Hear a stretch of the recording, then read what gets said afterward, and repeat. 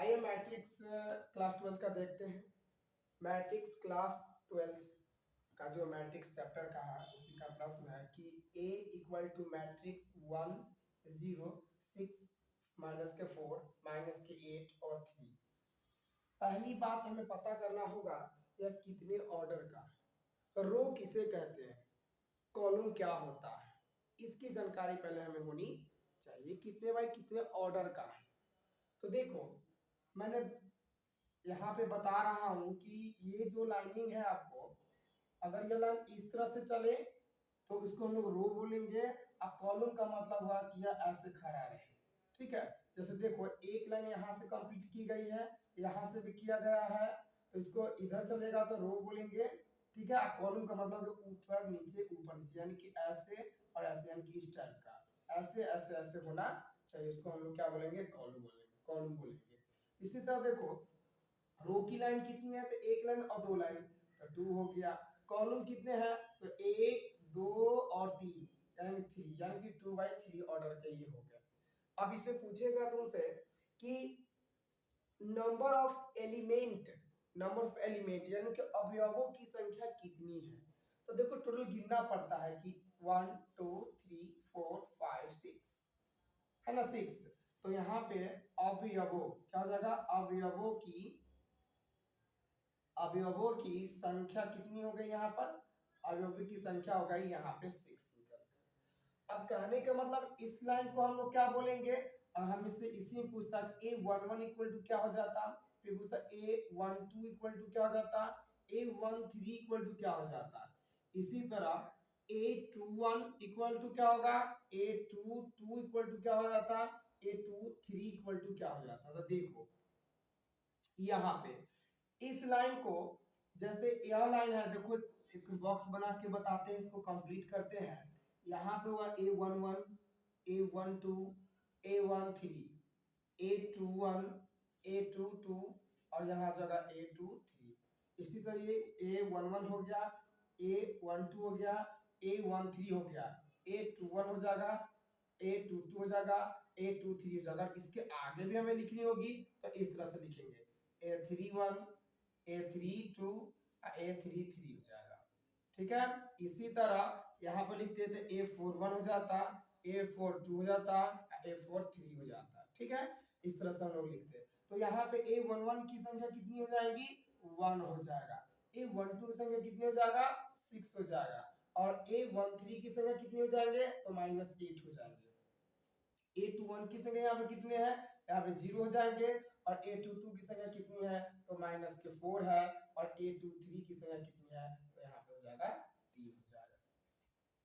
ठीक है, अब यहाँ इस तरह से हमें यहाँ का मान भर जाएगा।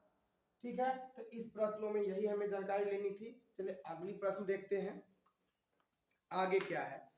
आगे प्रश्न है,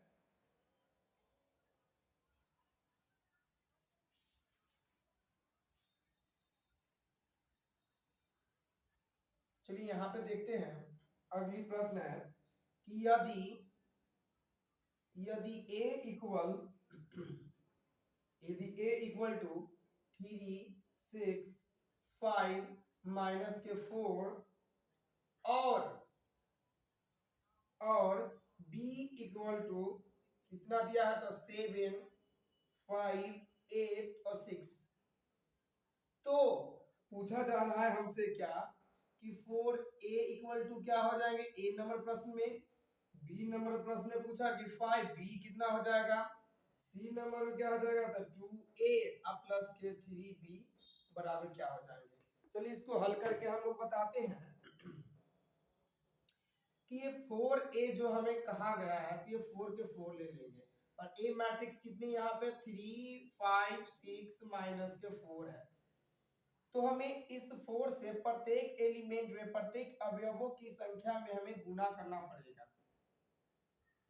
पड़ेगा। कैसे, वह देखो मैट्रिक्स का चिन्ह ले लिए, 4 में 3 से करते तो 4 तिया 12, 4 में 6 से करते तो 6 चौका 24, 4 में 5 से करते तो 5 चौका 20 हो जाता, और 4 चौका कितना हो जाता है, 16 हो जाती।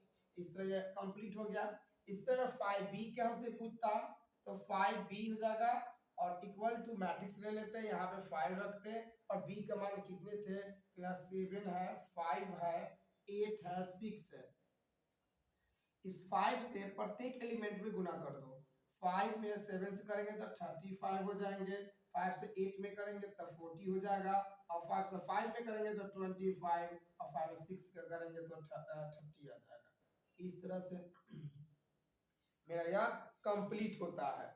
आगे देखो, हम इसको इस तरह से भी बना सकते थे, जैसे यहाँ पे इस 3 नंबर प्रश्न में दिया गया था, क्या दिया गया है कि 2a प्लस के 3b।